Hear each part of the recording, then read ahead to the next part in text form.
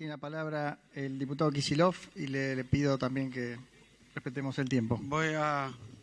Muchas gracias, presidente. Voy a intentarlo, pero la verdad que no quise apelar a la metodología de que cada vez que se me mencionaba interrumpir el flujo de las exposiciones, así que me voy a tomar, si me permite, algunos segundos más.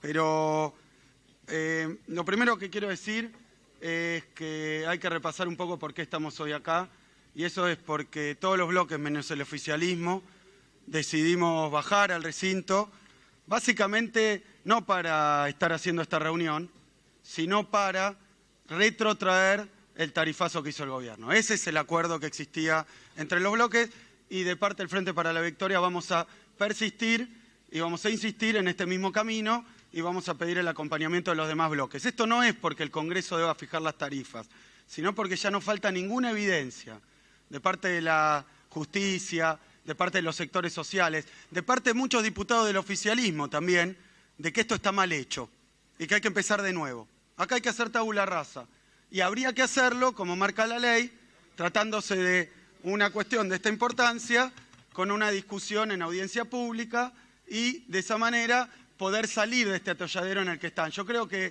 se hacen demasiadas idas y vueltas, no se sabe qué va a pasar, y eso es lo que hoy está generando en un gobierno que ha predicado tanto la certidumbre. Hoy la verdad es que nadie sabe qué va a pasar con el tarifazo tal cual lo establecieron, al tarifazo 1, al tarifazo 2, o ahora el tarifazo 3 con las nuevas modificaciones. Así que el objetivo de hoy no es del todo comprender algunos de estos elementos, sino reconocer que el tarifazo que hicieron no lo puede pagar la gente, no lo pueden pagar las empresas. Entonces una medida que se aplica pero no se puede hacer efectiva porque generaría un daño muchísimo mayor que el pretendido efecto beneficioso, simplemente hay que anularla, volver para atrás y discutirla de nuevo en el propio gobierno porque es atribución de ustedes, del Poder Ejecutivo. Segundo punto que quiero marcar, que ha surgido con muchas formas de expresarse del ministro Aranguren, que me parece que marcan una diferencia muy grande en cuanto a concepción del sistema hidrocarburífero, del sector petrolero y del sector energético y del papel del Estado. Ha dicho muchas veces el señor Aranguren que hay que buscar las señales adecuadas de precio, ha dicho que en un mercado no regulado el mercado es el que ajusta y ha remitido a la legislación que viene de los 90, que efectivamente para diferentes segmentos del mercado todavía habla de un precio no regulado, y esto es algo que viene de los 90. Por eso a mí me parece que está rondando por aquí una idea de que el mejor esquema, porque como algunos presuntos especialistas, algunos que ocuparon cargos por menos de un mes, un par de días, pero son exsecretarios de Energía, lo que dicen, o parecen decir, y a veces lo ha dicho explícitamente, es que el mejor modelo es ese, el de los 90, de regulación de los mercados, precio internacional, y han dicho que eso está muy bueno porque Argentina tenía el autoabastecimiento que perdió. Lo que yo quiero señalar claramente, si uno mira cualquier indicador, Argentina en los 90 tuvo exceso de producción porque hubo baja inversión, porque hubo baja actividad económica y el exceso se exportó. Ese modelo nosotros no lo queremos, el de precios internacionales, de regulación del mercado, empresas que hacen lo que quieren. Entonces, si la pretensión oculta o abierta es volver ese modelo porque era exitoso, no es así. Entonces, yo creo, y basta ver cualquier número, como reservas de gas, que tanto se ha dicho, lo que pasó en los últimos 12 años con la reserva de gas. Las reservas se miden en años que le quedan al país de reserva. Por ejemplo, gas. Menciono algunos números. A principios de los 80, 79, 45 años de reserva de gas. A fin de los 80, en el 89, 30 años le quedaban al país de reserva de gas. Terminan los 90, liquidaron todo y privatizaron las empresas, que quiero decir, dicho sea de paso, que el único partido de este Parlamento que votó a favor de que YPF siga siendo de Repsol es el que después le fue a pedir perdón por esto, que es el del presidente Macri, no el radicalismo, pero lo que queda claro es que cuando terminan los 90 quedan 10 años de reserva de gas nada más. Y hoy hay, si no me equivoco, 7 y pico de reservas de gas. Quiere decir que la política que liquidó el yacimiento de Loma de la Lata y todos los viejos activos ha sido específicamente lo de los 90, sumada a la política de privatizaciones, que es cierto, se fue revirtiendo tanto en regulación como en la propiedad de YPF a lo largo de estos últimos 12 años y efectivamente a partir de la recuperación de YPF los resultados son mucho mejores. Porque este es otro punto que quiero marcar. Cuando había autoabastecimiento había 11 provincias desconectadas del sistema eléctrico. Así que, y por otro lado, había solo 5 millones de hogares, 5 millones de hogares que tenían gas de red y hoy tenemos 8.100.000, dijo el ministro. Eso durante estos últimos 12 años. Es decir, que además esa política de desindustrialización, exclusión social y bajo crecimiento, muy en consecuencia con lo que está pasando hoy en el país, era una política que traía un sector hidrocarburífero desregulado, un sector hidrocarburífero con tarifas internacionales, que además, le pregunto al ministro, hoy los precios están bajos, entonces la idea sería adecuar a los internacionales. ¿Qué dicen cuando los precios están muy altos? Es la misma idea, porque si desarman todo el andamiaje regulatorio, entonces cuando sube el precio también se lo van a querer descargar a los usuarios. Que esta es la cuestión oculta. La verdad es que acá hay plata para las empresas, sin compromisos. Es cierto que son algunos programas que se habían iniciado y que habían tenido resultados, pero ahora dejan de tenerlo porque esos precios que se marcan no implican compromiso de inversión o no se están cumpliendo, menos todavía actividad de empleo y han dejado y están dejando pueblos vacíos donde había actividad petrolera estos últimos 12 años y particularmente en los últimos. Después hay otros puntos que la verdad que son técnicos, vale la pena discutirlos, pero la verdad es que decir que ahora se acabó el gas, este año llegó el PRO y se acabó el gas, la verdad que no. Macri llegó y este año la producción de gas creció internamente 5%. Es decir, que no puede faltar más gas del año pasado, teniendo en cuenta que además la actividad industrial, según todos los indicadores, cayó como 9 puntos, teniendo en cuenta que el consumo, según la CAME, viene cayendo todos los meses. O sea, acá hay la demanda, hay más oferta y ahora es la eclosión de la cuestión del gas. De la misma manera que la caída de los precios internacionales. Por eso, no es que hubo un súbito cambio en la oferta de gas. No es que hubo un súbito cambio en la demanda, al revés, cayó la demanda, aumentó la oferta gracias a las políticas tomadas por el gobierno anterior. Ahora bien, ¿es fiscal este tema?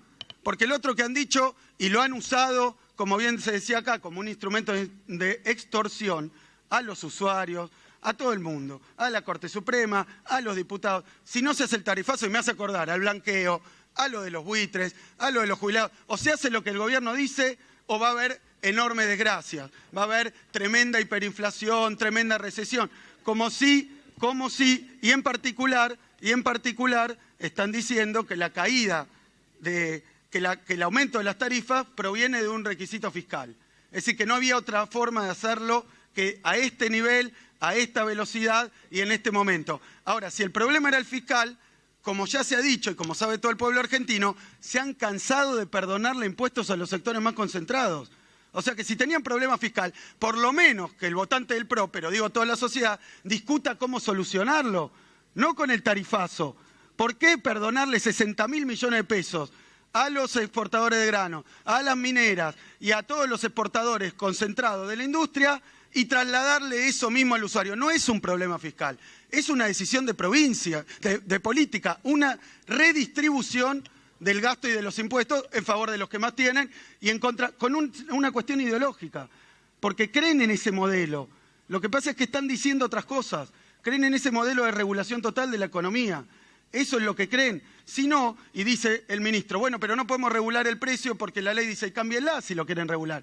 No lo quieren regular. Y todas las medidas que se tomaron de incentivo, de estímulo, para hacer cambios en el sector petrolero, ahora las deshacen. Por eso, la verdad es que no se acabó la oferta de gas, peor que el año pasado. No hay un problema fiscal cuya única salida es solucionarlo así. Si no, no hubieran tomado deuda para pagarle a los buitres, sino para sostener las tarifas. Pero las prioridades las fija el gobierno y las prioridades son los buitres, son los grandes exportadores de grano y no el usuario. Ese es el punto. Y después podemos discutir todo lo que quieran sobre lo demás, porque si quieren fomentar el consumo responsable, por ejemplo, porque dicen, no, hay mucho consumo. Bueno, fomentar el consumo responsable, por lo menos en lo que hace al respecto de los electrodomésticos que gastan mucha energía. Esos programas existían, estoy de acuerdo, pero no se hace con un tarifazo del 1.600%. Eso no fomenta el consumo responsable, no ayuda a las industrias a cambiar su parque productivo, que no pueden pagar la factura. ¿Cómo van a comprar máquinas más eficientes? Se pone crédito, se da tiempo, se da un sendero y se da una trayectoria que le piensan dar a los precios, a las tarifas. Y por último, que me parece muy importante también con esto, porque hay una contradicción, dicen se tenían congeladas las tarifas. 3, 4 veces ha dicho el ministro y ha hablado de los aumentos que dio el gobierno anterior en los últimos 12 años. Es verdad, se dieron aumentos. ¿Por qué no hubo estos líos y esta magnitud de líos? Porque los aumentos los podía pagar la industria, los podía pagar el comercio, los podía pagar la gente. Es decir, que la política tarifaria prestaba atención principalmente a los objetivos nuestros en términos de poder adquisitivo, de industrialización y de crecimiento, no a un Excel de conseguir ciertos ingresos fiscales, que yo entiendo que tal vez el ministro de Economía o alguien pide que haya determinados ingresos fiscales, pero que vean las prioridades, que no se lo cobren a la gente y se lo den a los buitres, que no se lo cobren a la gente y se la den a las cerealeras.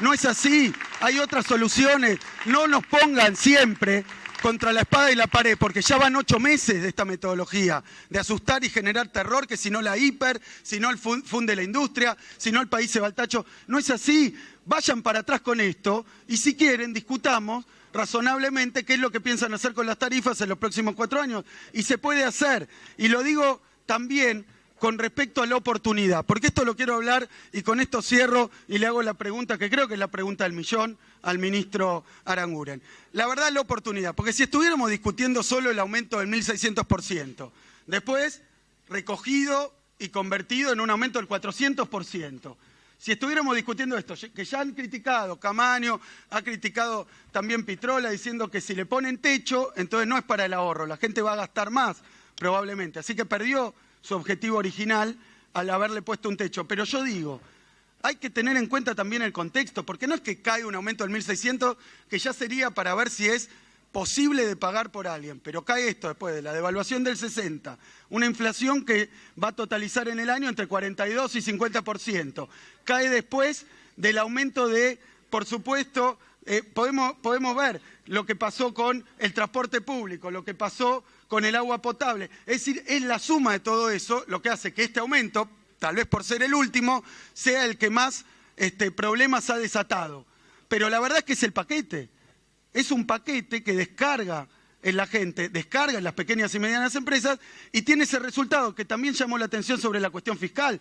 Porque con este tarifazo, ¿ustedes creen que se va a cerrar el problema fiscal? Yo lo que veo es que cuando se aplican tarifazos y programas de austeridad, la economía produce menos, la gente consume menos y después se recauda menos, como está pasando. Así que cada uno de estos problemas de ahorcar el gasto público y de ahorcar con los impuestos a los que menos tienen, terminan teniendo el efecto contrario. Y el efecto es que la actividad va peor y se recauda menos. O sea que después, como han mostrado los últimos números, no se ahorró nada. Después de hacer todo ese esfuerzo, no se ahorró nada. Si no, pregúntenle a los pueblos de Europa que han aplicado austeridad para salir de un problema.